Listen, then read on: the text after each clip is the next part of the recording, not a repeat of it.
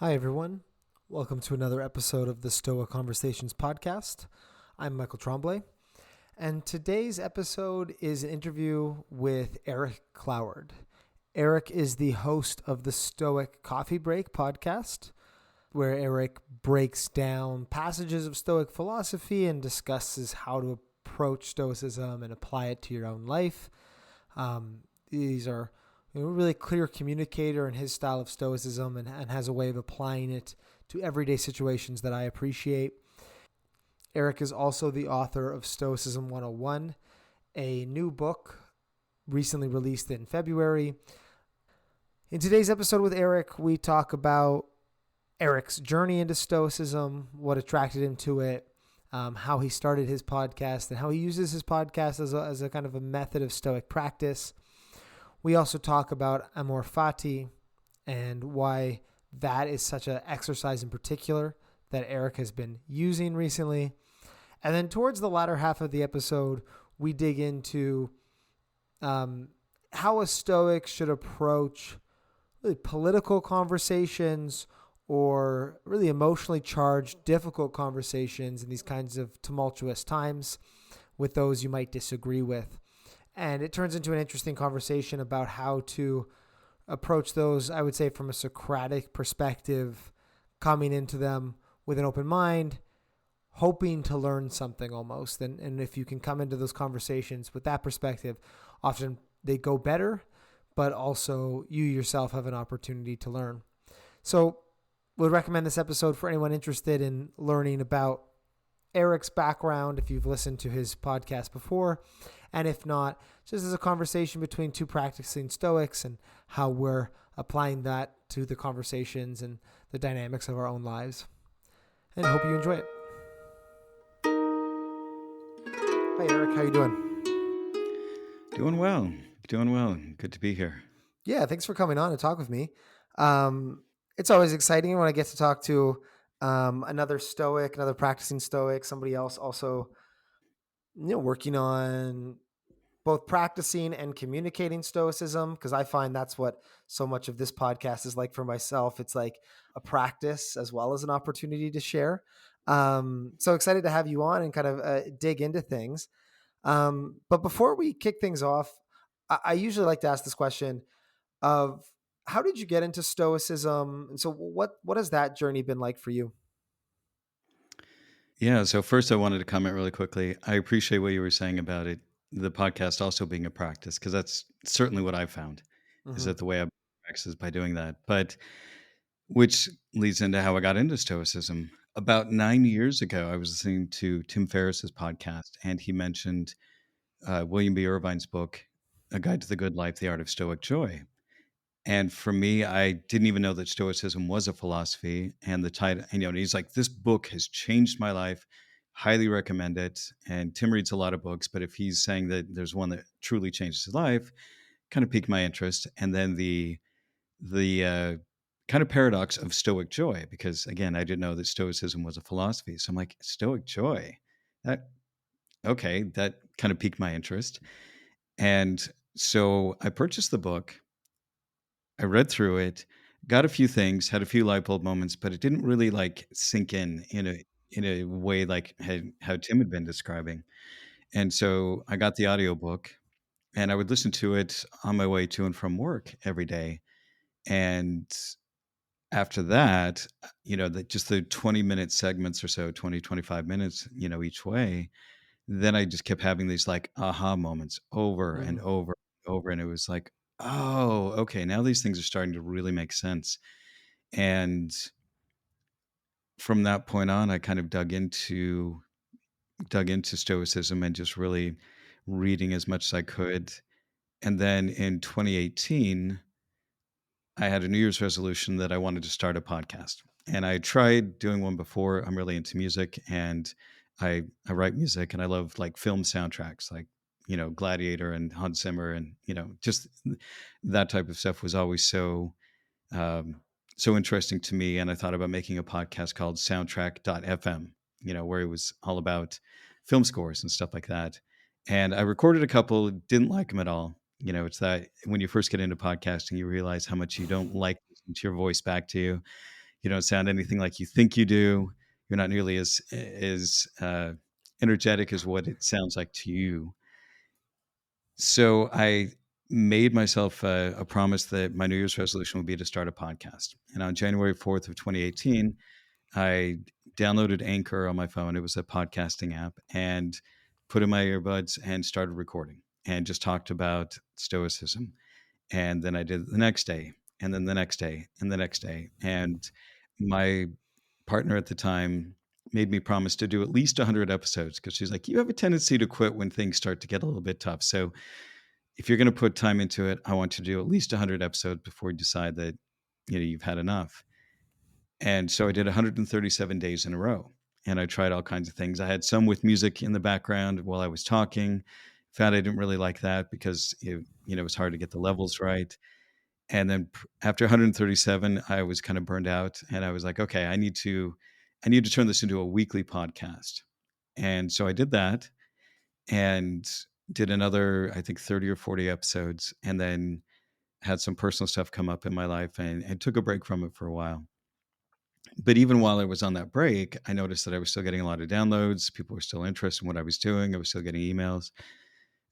Started it up again for a while. Then again, I took a break. And then during COVID, was doing a lot of writing and thinking, and recognized that I think I missed that weekly practice of working through a lot of these ideas. And right at that same time, Donald Robertson's agent contacted me and said, hey, would you like to interview him for your podcast? He's got a graphic novel coming out about Marcus Aurelius. And I was like, uh, sure, that sounds interesting. And I've been wanting to restart the podcast. So let's do this. And from that point on, I think that was about 3 years ago, 3.5 years ago. And just been doing it ever since. And just, it's become a weekly thing that I've continued on. And like we're discussing at the beginning, I found that for me, that practice of creating episodes and sitting down and thinking about these ideas, and you know take something that I'm struggling with and look at it through a stoic lens of like, hey, how can I really actually apply this in my life, was something that I joke around and call my podcast my public therapy. Hmm. That about 80% of the episodes are just things that I've struggled with, and so I need to work through them, and that's what they're about. And then the others are just like interesting ideas that I run into, like different frameworks of thinking that I think are interesting that can be helpful to my listeners. And then I have some interviews sprinkled in there. But yeah, just it's been something that it kind of consumes my life in a way. I had a friend who was here, and she's like, you talk about stoicism all the time. And I'm like, well, it's kind of, it's such a big part of my life. And, and from her point of view, she'd had somebody she had dated who, talked about stoicism all the time, but yet didn't really apply a lot of the principles. So for her, it was a little bit of a sore spot. So I completely understood it. Um, but yeah, it's just something that's just so much a part of my life now that every day when I'm struggling with something, I think, I'm constantly thinking about these ideas and how I can improve my thinking, make my life just a little bit better, and deal with anxiety and stress. Um, and yeah, that's kind of where I've gotten to. Yeah, and so if you think about yourself 7 years ago, I guess, I mean, a lot of that resonates with me a lot. I love this idea. I mean, not to pat ourselves too much on the the back about the podcast work, but it's been for Caleb and I, who co-host our episodes. It's been a great opportunity to just, as you said, just wrestle with. As you said, something comes up and it's like, oh, this is interesting to me. I want to wrestle with it.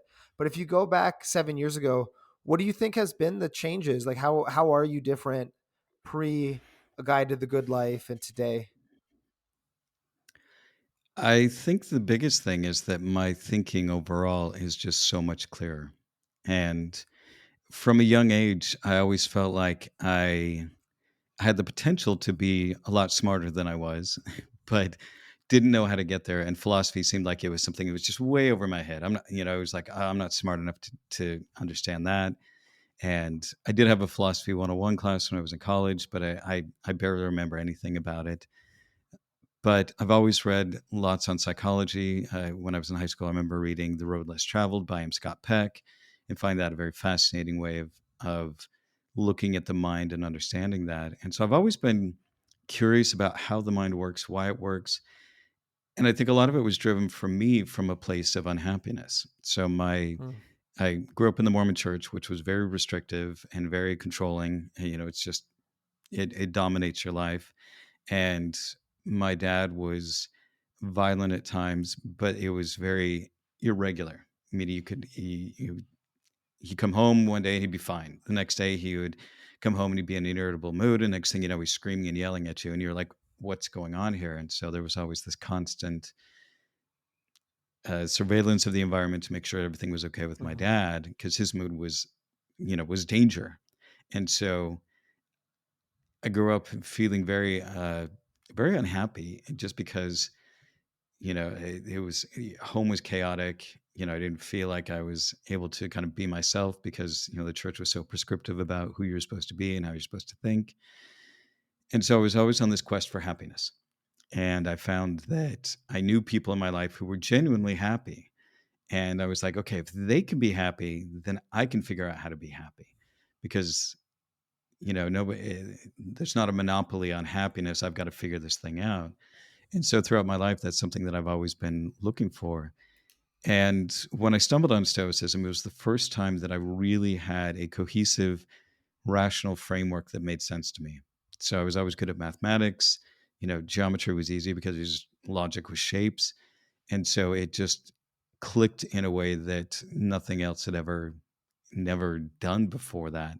And like I said, even though I'd read plenty of things on psychology and habits and the way the mind works and thinking and other things like that, it was just so straightforward to to helping me to understand, why am I so angry at so many small things? What is it about these things? And I lose my temper about something and then look back on it later and be like, "Ah, that wasn't that big of a deal. Why was I so angry about this thing?" And recognizing that it was the meaning that I was attaching to what that was, and being able to actually look at that in a rational sort of way and go, okay, when this person said this thing, I gave it this meaning. Did they really mean that? Or, and be able to actually interrogate my own thinking and my own emotions in a way that I hadn't been able to before. And so now I still struggle with anxiety. I, especially as the world gets more and more chaotic, and I'm very politically informed. And so that's something that is challenging. But because of that, I can at least understand where those thoughts are coming from and the emotions that are being created. And so I can at least look at those thoughts and go, oh, okay, yeah, that's where that's coming from. And so Stoicism is kind of, in a way, set a floor for me. Like before, oftentimes I would get stressed out about things and I would feel like, my emotions were kind of all over the place. Whereas now I feel like I kind of have a floor of how far my mood can sink. hmm. And then that it just kind of stops there because I'm able to go, okay, let me take a step back here. Let me understand this thinking. And now what do I want to do about that? I don't have to change how I feel right now, but if I look at the thoughts, I can start to pick out the irrational things of it, pick out the worries, pick out the fears, and then look at them in a more logical, rational way and start to change that and kind of nudge my mood in a much better direction for the day. Yeah, I mean, a lot of stuff I loved there. One thing you said was this idea of like looking at somebody else and going, well, they don't have a monopoly on happiness. And what I think that speaks to, which is kind of like unintuitive for some people, and maybe unintuitive for myself before studying philosophy, is this idea of kind of happiness as a skill or a techne, right? Like a craft. And I think about that. You said you're into music. I've just started playing the bass guitar, picked up an instrument for the first time. And sometimes when I was younger, it was like you look at these musical people and you're like, oh, they've got this gift. There's this like special talent. And maybe that exists with some geniuses, but at the same time, I started playing. It's like, okay, this is just a skill that you've just practiced and you've developed and you've done your scales and you've put the time in. And so there's that. I love this idea for you of the starting of your philosophical journey just being this recognition that happiness is like it's a craft or a skill, and it's like, well, if they can do it, if they can put the practice in and get there, I can get there. It's not a type difference. And then stoicism is a way to clear that gap. I also liked one thing that really resonates for me. What you said is this. What connects with that is this idea of accountability for emotions or responsibility for emotions. I know when I think about one of my big shifts, I would always think of pre-stoicism as emotions as these kind of things that were happening to me. And then I would kind of feel like shame or embarrassed to be like, why am I this kind of person that gets angry or gets anxious? And instead, it's this idea, as you said, it connects to the way you're thinking. There's this rational framework. And okay, I got angry or I'm anxious here because of a reason, because I'm thinking a certain way. And then I need to now interrogate that. And maybe the thinking is true and I need to not judge myself, or the thinking is false and I need to work on fixing it. So both of those resonate with me a bunch. So I just, just agreeing, just thumbs up for that. um, Yeah, and I think you pointed something out there that when you understand where that comes from, it's so much easier to take responsibility for your mhm, emotions. Because then you can be like, "Yep, I was angry, I was out of control, I was, whatever it was," because you can actually look back and understand, "Okay, this is what I was thinking." And so it makes it so much easier to take responsibility for the times you do have an outburst, or you say something that later on you regret. You can at least it makes it so much easier to apologize because you can recognize and go, wow, that was a really crappy way to think about this situation. I mhm. definitely owe that person an apology, and you can step up so much easier because you learn how to take responsibility that way. And I think that was a big thing for me. Yeah, and then so one thing we were talking about, I mean, I agree. Um, the responsibility has been a big part of it. One thing we were talking about before the episode. Um, so talking about this practice, happiness as a craft. Um, this idea of you've got kind of a floor now for how bad things can get, because maybe you've got this lifeline or this way of thinking about your life that Stoicism has provided. One thing you mentioned is that you've been working a lot on the practice of Amor Fati, or loving fate. So, can you speak to how that is fitting into your practice, or what your relationship with that has looked like? Yeah, I think that for me, just really learning how to embrace uh, that idea of loving your fate, of loving everything that happens to you. And it's a hard shift because we put so much of our happiness on external circumstances. If I had a better apartment, I'd be happy. If I had a cooler car, I'd be happy. If my partner were better looking, I'd be happy. And so many of these circumstances are completely outside of our control.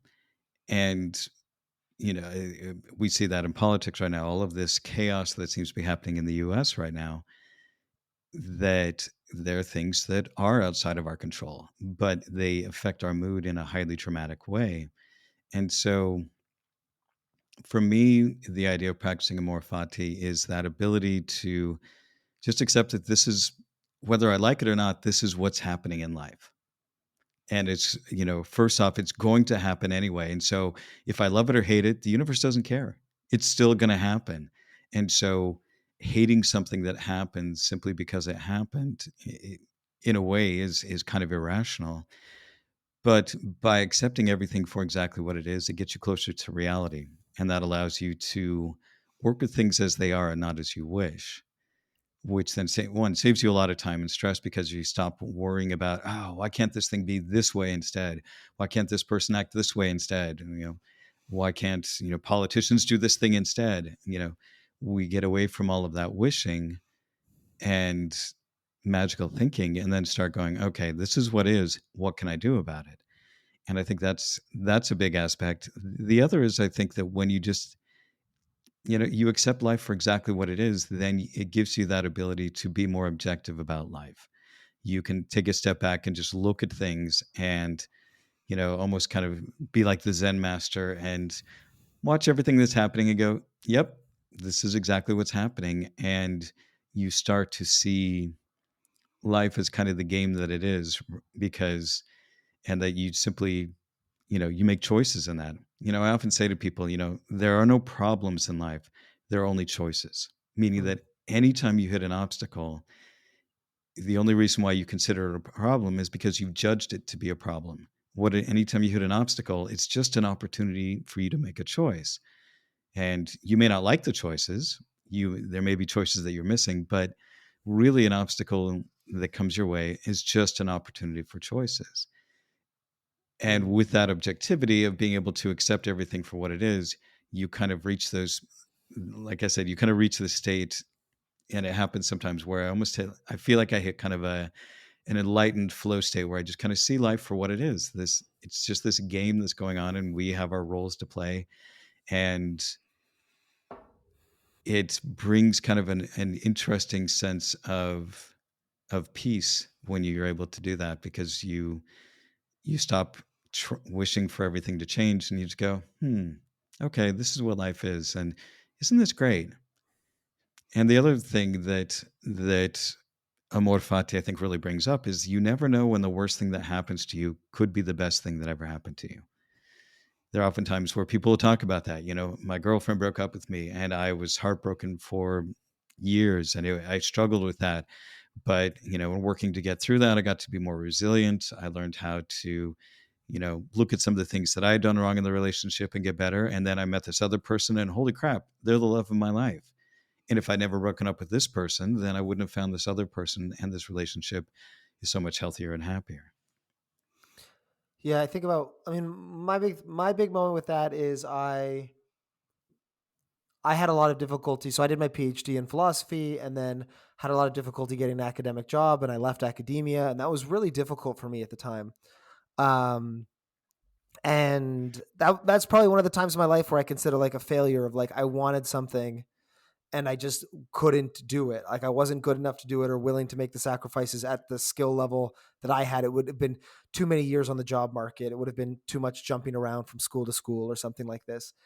And now I really like my work. I really like my job outside of the job market, outside of the academia, and I get to engage with public philosophy, which I actually like more than academic philosophy. Like I like this kind of work of like talking with people about how to live more than academic philosophy, as much as I did enjoy that. And so that's exactly the kind of moment you're talking about, right? Something that for me was this like big existential crisis, this terrifying moment, and now afterwards has landed. Oh, actually, it was pretty good. Like that actually landed pretty well Yeah. for myself.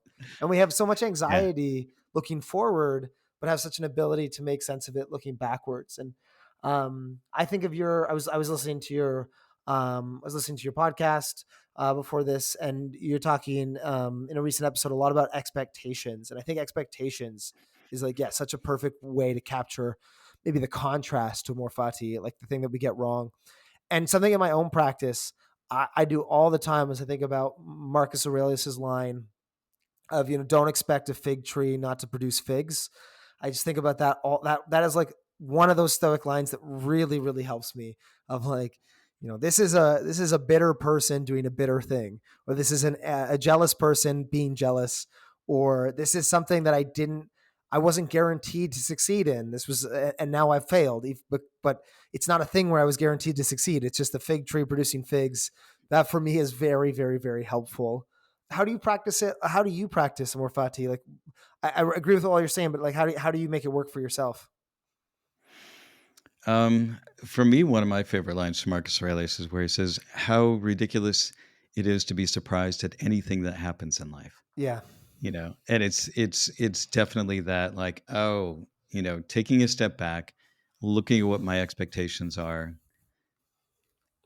and either tempering them or just seeing if they're really in line. It's like I moved over to Amsterdam a little over a year ago, and been working on starting a coaching career here, and it's gone incredibly slowly, and it's challenging. And there are times when I get frustrated with that, where I'm like, oh, I want this to move so much faster, and I've got some things that are finally dislodging and starting to move, but they're moving really slowly. And so I have to, just keep reminding myself of like, okay, you're doing the work, you're putting the work in, you're doing the things that need to happen. Um, be okay with the idea you may have to change direction at some point, but just keep doing the work that you need to do, that consistency. And, eventually, hopefully things will come, or they won't. It's very possible that it completely fails and I have to go back into software and work at that for a while until I'm able to take a second stab at it. But I always say that, like you mentioned before, that expectation, failure is just missed expectations. that we put all these expectations out there, and we, when something happens not in the way that we want, then we consider it a failure. Whether that was, like you were saying, with your PhD, you had these expectations that you're going to be working in academia, you're going to have, this is the trajectory that your life is going to go. And because of that not working out the way that you thought, you considered it a failure. Well, it was only because you had expectations and you didn't meet those expectations. That's it. Whether it's judged a failure or not, that's completely up to you. And like when I got divorced back in 2006, I for the longest time felt like a complete failure. Mm-hmm. And when my last relationship ended a few years ago, the same kind of thing. But that was because my expectation is that I'm in this relationship and it's going to last the rest of my life. So when it didn't, I considered myself a failure. Oh, if I were just good enough, if I were just all of these things, it would have lasted forever. And so because it didn't, I'm a failure. Rather than looking at aspects of it of like, well, the relationship lasted for how long it needed to last. And if your expectation is, I'm going to bring the best that I can to this relationship and it will last as long as it lasts, that's a very different approach. Now, that's not saying that you should go in and just be like, well, it's going to last as long as it's going to last and whatever.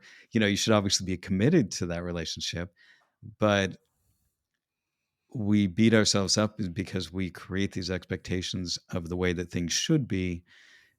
And so when things don't work out that way, which most things in life don't happen the way that we expect them to.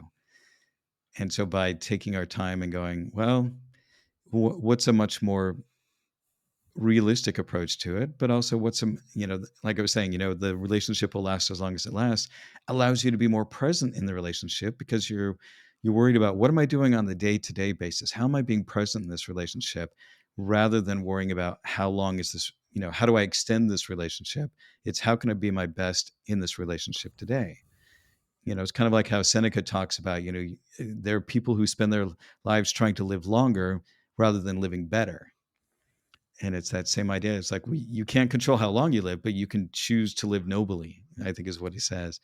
And it's that same idea. Rather than worrying about how long you live, worry about how good you live now. And when you're in a relationship, same thing. Rather than worrying about how long it's going to last, worry about how good am I being in this relationship right now. Yeah, so there's something different there. The first point was almost like a self-centered point. It was like if you have expectations, when you don't reach those expectations, it hurts, and that's true and it's important. But there's this second point, almost like expectations can cause us to think about things differently in a way that makes those things worse. If I take for granted that my relationship is going to last forever, I'm not going to, put in the work moment to moment, day to day, or view it as a. I mean, I guess there's something there that connects with like memento mori or something like this, where it's like when you forget the nature of a thing, that it has the nature or the potential to be transient, you don't engage with it the way you should. So I think there's something. Yeah, I haven't thought about Amor Fati that way either. When you see things in reality, you actually engage with them differently. You're not just immune to the pain. It's not just a way to numb yourself. It's actually a way to engage with them more realistically. Yeah. Yeah, I can definitely agree with that. And yeah, I like that little twist you put on it because that's very true. If we expect that it's going to continue on, then, we may not put as much into it. And I remember talking to a friend, this was long before I found Stoicism, and she was complaining about some of the guys that she had dated and stuff like that. And I said, and one thing I noticed over and over with the guys that she was dating was that they weren't putting in very much into the relationship. They were just putting in the minimum that they needed to, keep her somewhat interested. And when I kind of pointed that out, she's like, huh, that's interesting. And I said, yeah, there are some people who will just put in the minimum to keep a relationship going. And rather than coming to it with a full amount of gusto and moving forward on that.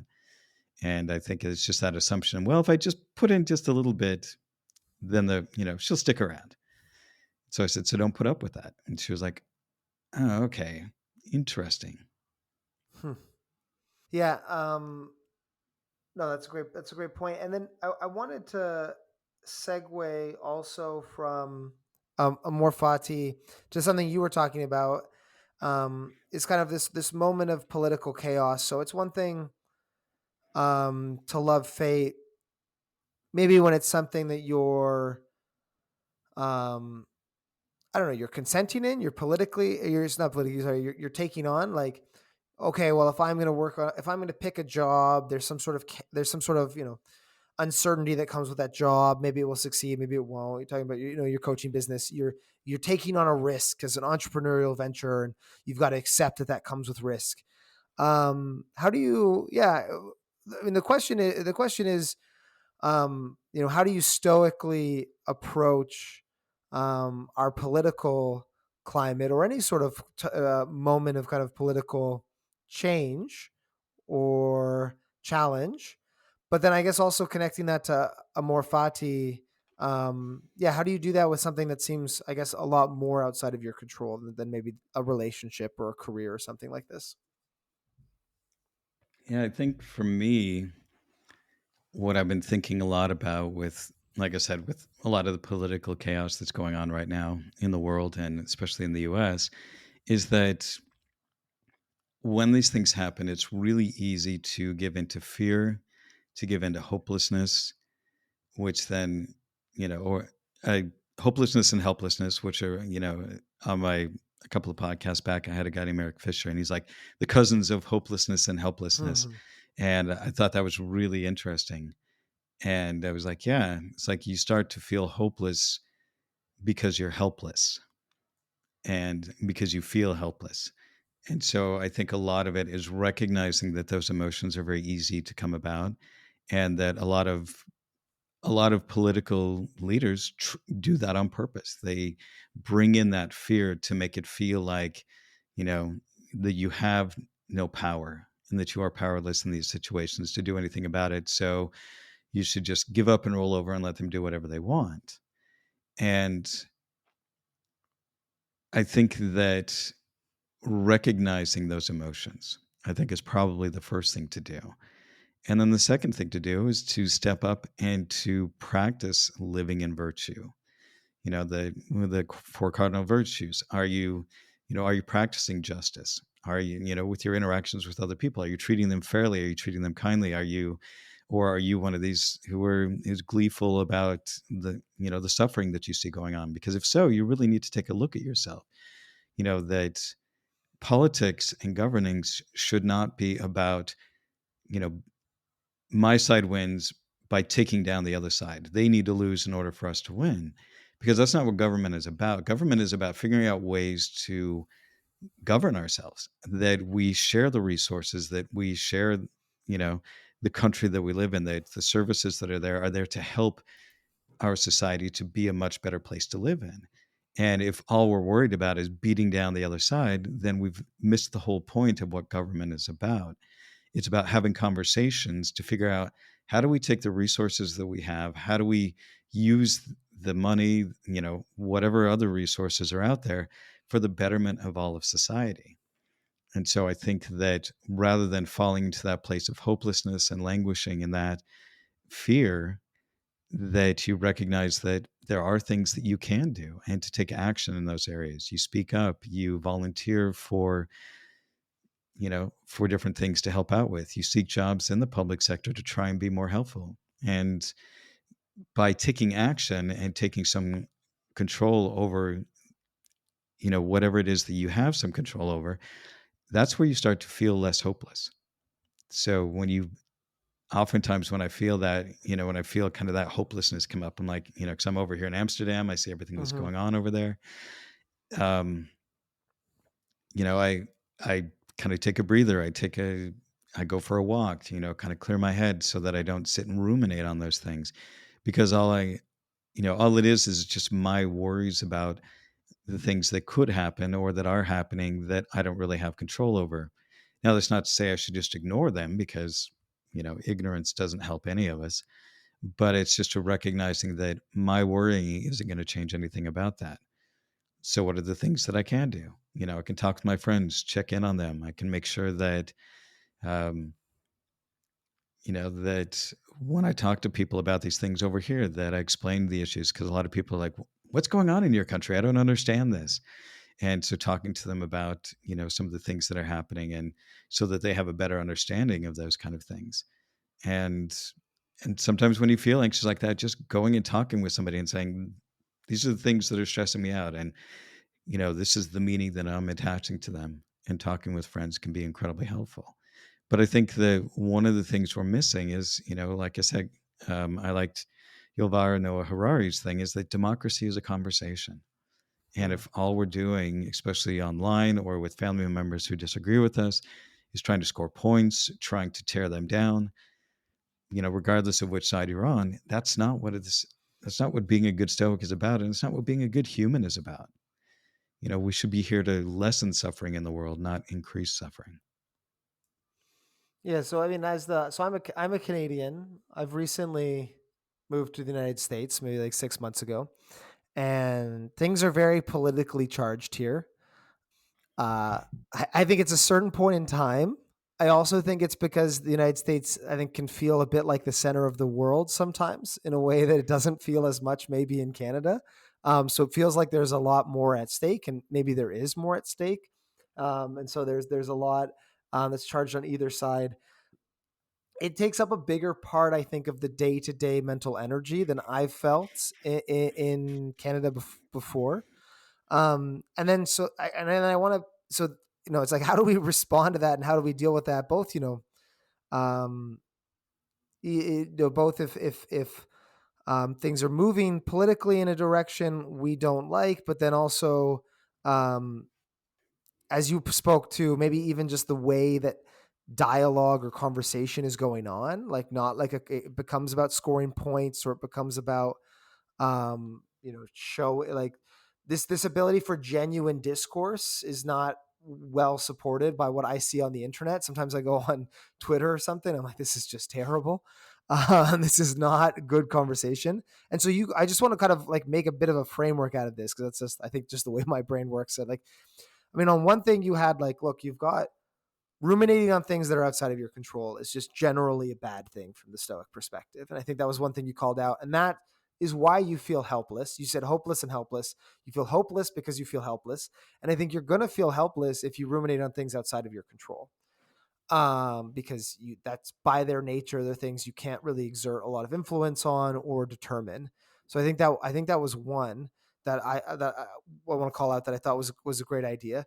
Another one was this idea of having conversations. Democracy is a conversation, um, and so I was thinking about Marcus Aurelius's idea of decomposition, where that's something that Caleb and I used to refer to it, but it's that Marcus quote where he's like, he's at a fancy dinner and he's like, this is just, a pig's flesh or something, or, Yeah.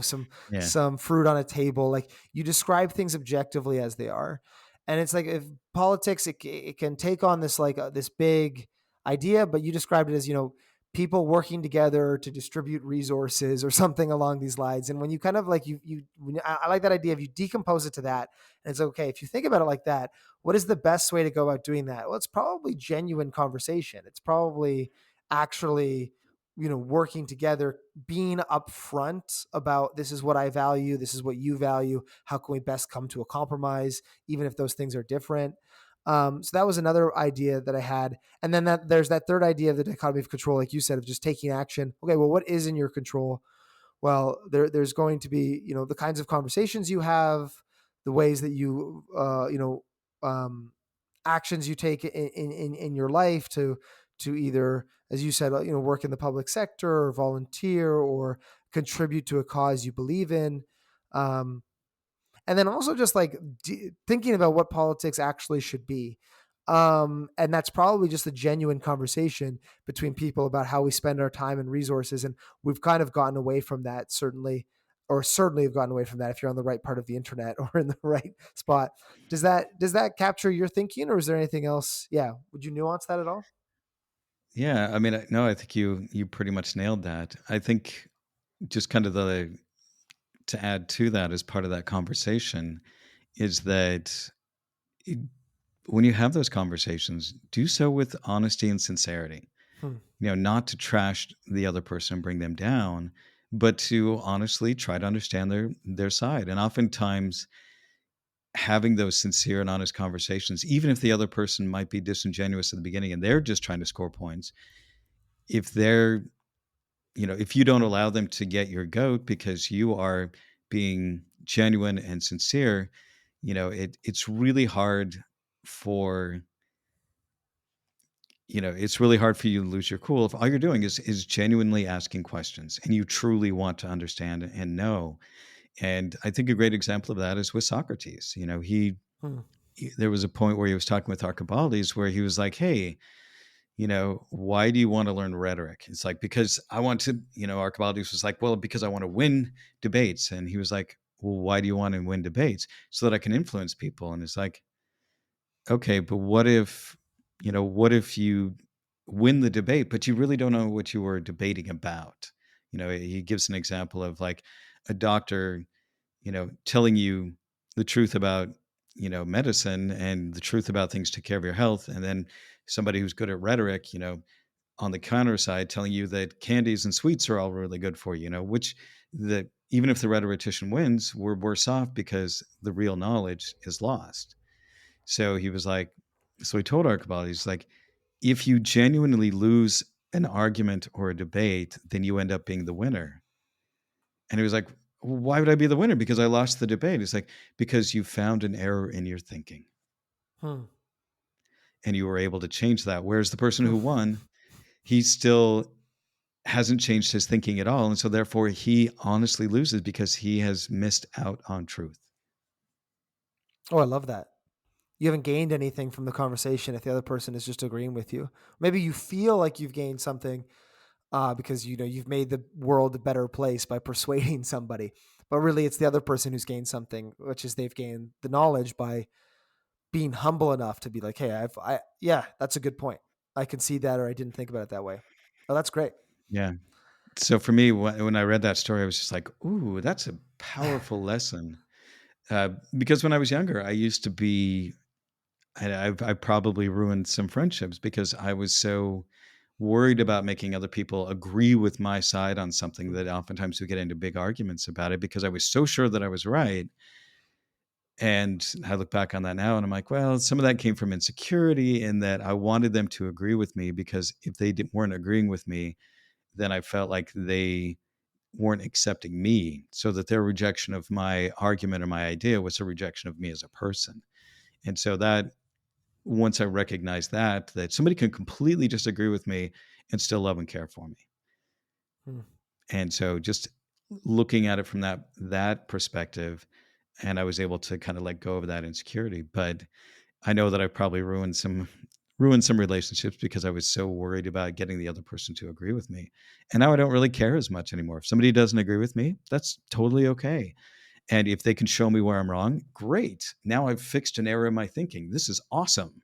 Mm-hmm. I thought this. They showed me some evidence and were convincing enough that I was wrong in my thinking about that. And so I'm going to shift my perspective, which means I've corrected an error in my thinking, and I'm a little bit closer to being right, or I'm a little bit further away from being wrong.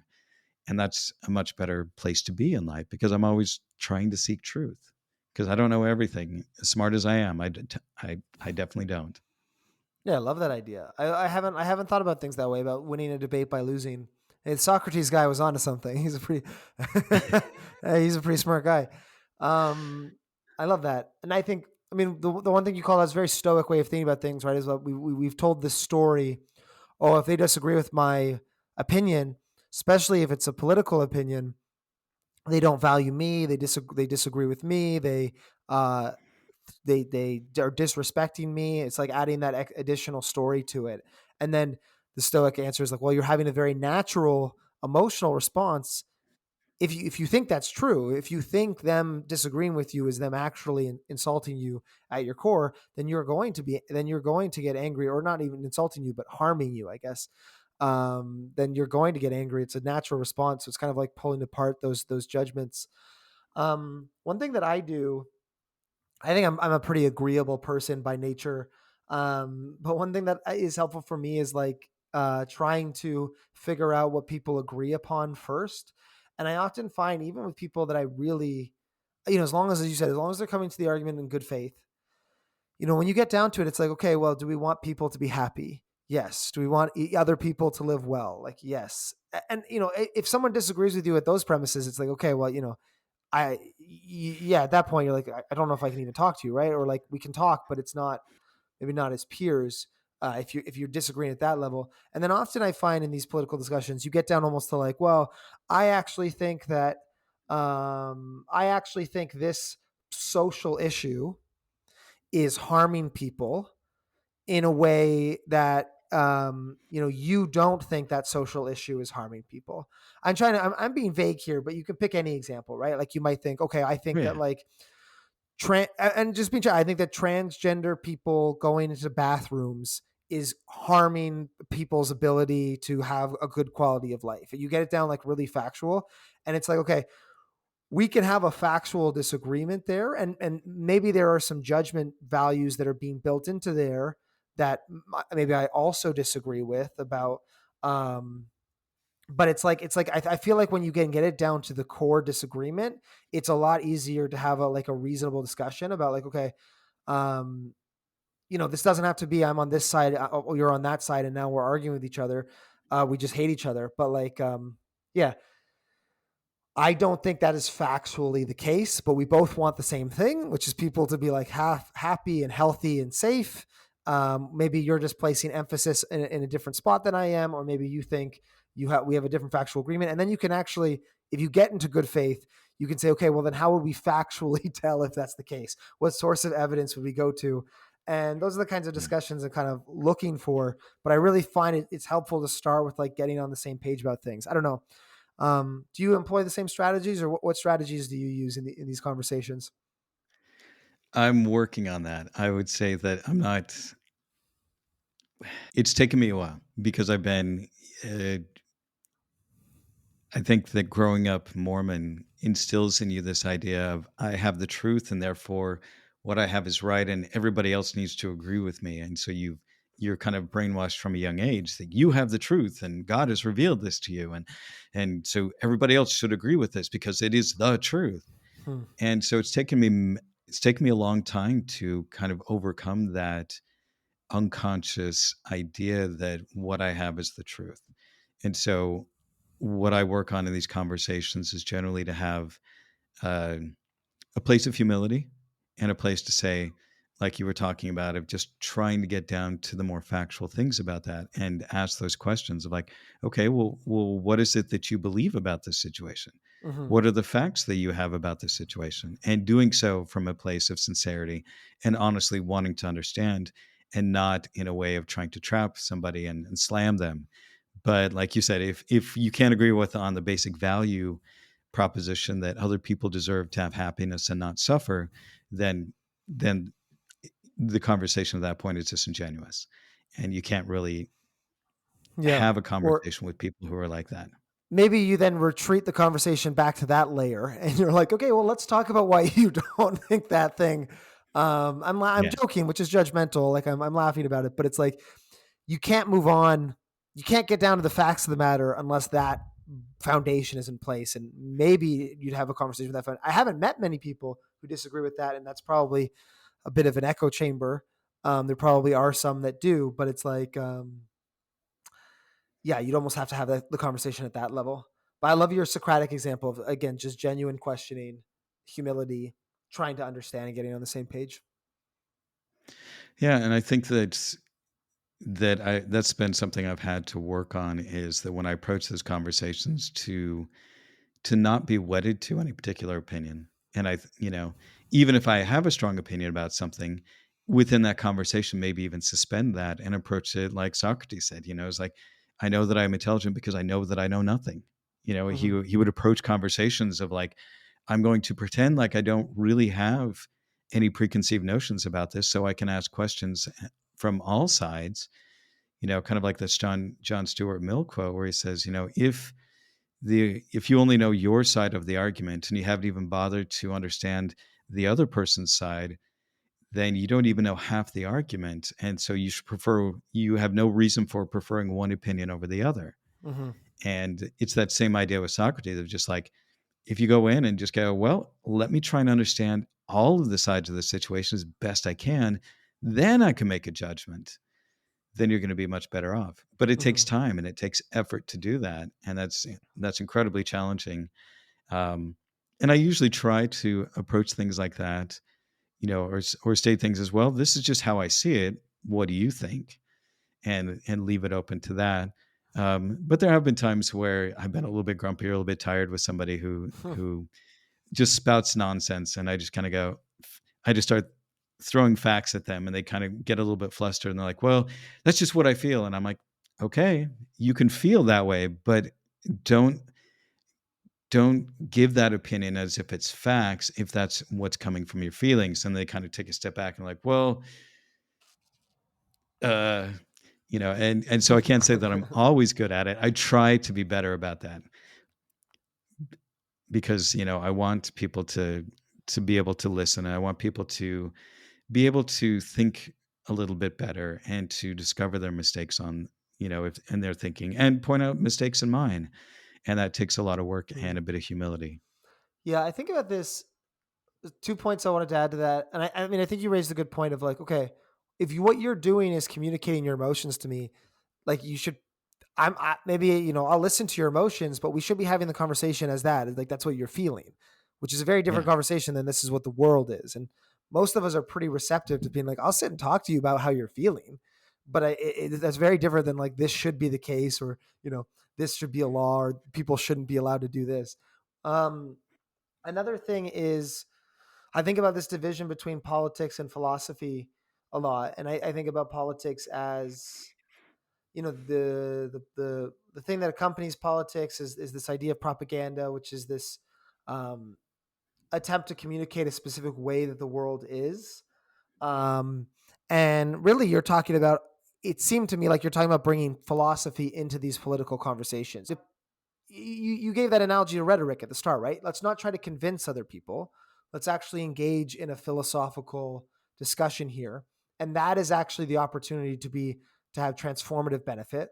That's the opportunity to learn something and walk away not just feeling like I won or I scored a point, but transformed and improved in some way.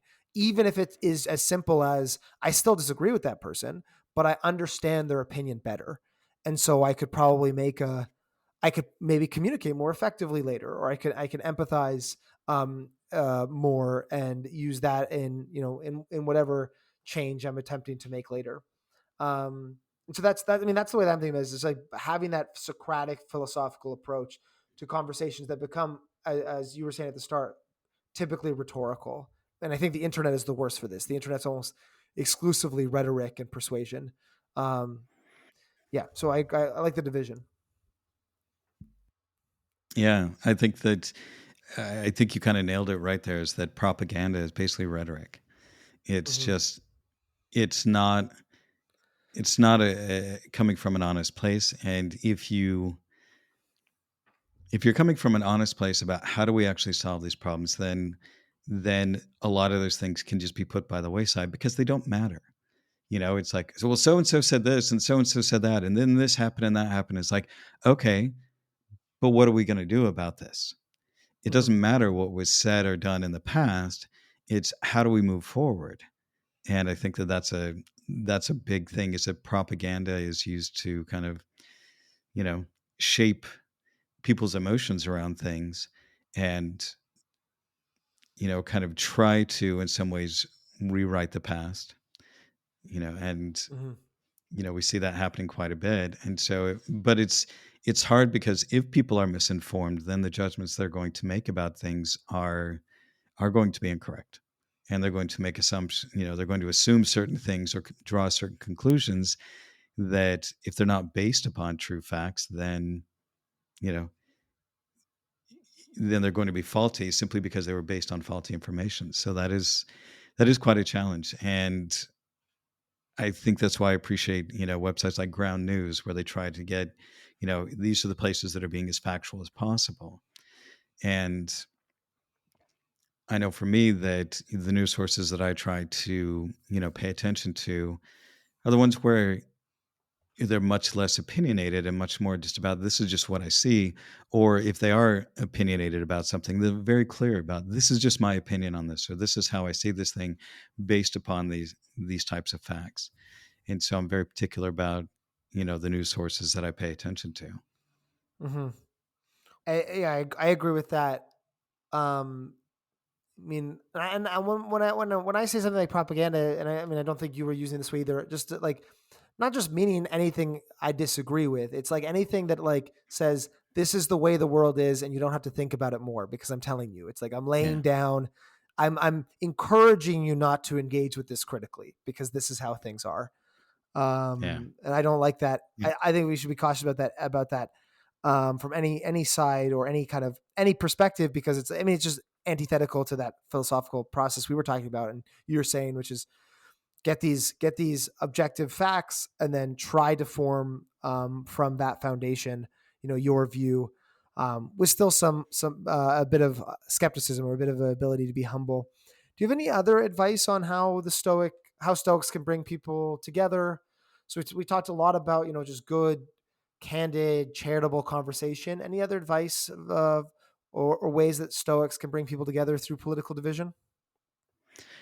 I mean, I think more than anything, it really comes down to rather than, I mean, even when you're trying to point out, well, this person said this or this thing happened or that thing happened, and so therefore I have, because it's hard to get truly factual things on it, just filter everything through a lens of virtue. Are the choices and opinions you have based upon wisdom and trying to do the best for as many people? Are they based on justice and treating other people fairly and kindly, regardless you know, of what's going on around? Are you practicing discipline and moderation, or and are you practicing courage? Are you stepping up and doing the right thing, even when it's unpopular, and saying the right thing, and not kowtowing or bending because of different pressures of things? So I think that in any situation, it really comes down to, regardless of which side you're on, who said what, who's doing what, if you can look at each thing and say, is this fair? Is this compassionate? Is this being kind? And is this making the Mm-hmm. world a better place? And is am I taking a courageous stand, or am I just, saying what's politically expedient, or because I don't want to be ostracized from my group? Yeah. I think that everything needs to kind of be filtered through those virtues. And then it really doesn't matter which side you're on, or what your political opinion is, because you're looking at every single political thing through that lens. And that I think, clears up a lot of stuff right there. Because if if you are, say, a conservative, and you believe in fiscal responsibility, and that's one of your big things that you're really big about, and on the other side you're all about, you want to give more programs to the poor and other things like that, you can at least have an honest conversation about Mm-hmm. that and look at both of those sides through that lens of, well, what's the wise thing to do? If we overspend our money, then we run into fiscal problems. But if we allow suffering, then we have fiscal problems because people are getting sick. They don't have a place to live, and so then we have more homeless people. And so we can, but being honest about that and upfront, then you're able to come together and go, okay, what's the wise thing to do here? What's the fair thing to do here? What's the courageous thing to do here? And you can actually have those honest conversations. Yeah, I think that's great. I mean, the way that I would frame that is we're talking a lot about skepticism, being open minded, but this doesn't mean being relativistic, right? The Stoics do put forward this view that there are better and worse ways to live, Yes. and there are virtues, and it doesn't. I also like to think about a lot that it's a lot easier because one of the things that's frustrating about Stoicism is that it's not prescriptive. It's not like, oh, just maximize pleasure in this moment or maximize joy. It's not like utilitarian. So it requires that's why it's a craft. It requires a lot of skill to perceive the correct thing to do in a situation, especially if it's a complex political, social issue. But there are these really clear signposts for what not to do. You do not Yeah. act cowardly. You do not act unjustly. You do not act in an ignorant way or an intemperate way. And when you give the example of the fiscal conservative talking with the liberal about, what is the responsible way to distribute money to maximize the benefit of the population, that is a conversation that can be had justly and courageously and temperately and be totally coherent and be like, well, maybe this is like a it's an interesting debate. People have different dispositions. They have different ideas about the size of government or the role of government.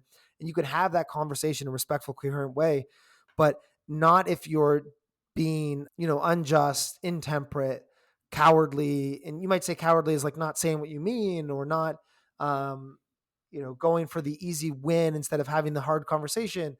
And so, yeah, I like that reminder that Stoicism does provide these signposts, and it's not as simple as like, okay, you've got there is a nuance to living well, and it requires this like particular understanding of who you are, where you live, but that's still not relativistic. There's still wrong ways to be, and you need to live with those four virtues to avoid that. And um, yeah, it's a good reminder because I do find myself sometimes falling back into that relativism when you get into like the Socratic way of thinking.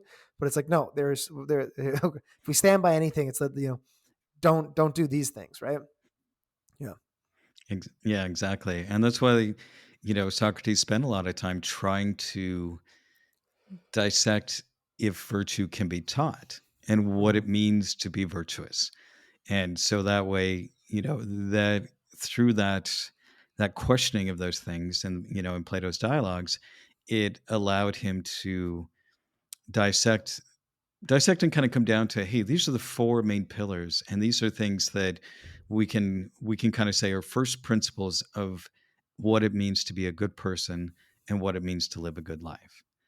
And that if you practice just those four things, and Aristotle wanted to throw on there was like, well, but wealth and beauty and fame, they should be on there as well, and the Stoics were like, nope, you don't need to be wealthy to be a happy person. You just have to follow these four virtues.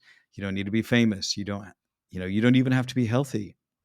Beauty doesn't have to be there either. You can be an ugly person. Socrates was not a very attractive person, but yet he was still living a pretty good life, and he was living the kind of life that he wanted to, and he Mm-hmm. was doing his best to be the best person that he could be. Well, I think that's a great idea to end on. Um, as we wrap up, Eric, really enjoyed talking with you. This has been a lot of fun. Stoic to Stoic. Um, Basically, for those that have been listening, they enjoyed this conversation. Um, what else are you working on? What are you up to? Where can they hear more of your thinking? So you're the host of Stoic Coffee Break. Um, and then you also have a book, Stoicism 101. Do you want to speak to either of those or any of the projects you're working on? Sure. So Stoicism 101 just came out February 4th of this year, 2005. So that was pretty exciting. That was a lot of hard work, a lot of jam-packed work, considering that we had a really tight deadlines. And basically, they just contacted me. So Simon and Schuster through Adams Media contacted me and were like, "Hey, listen to your podcast. We think you have a very clear style of writing and presenting these ideas. We'd love for you to write a book in our series."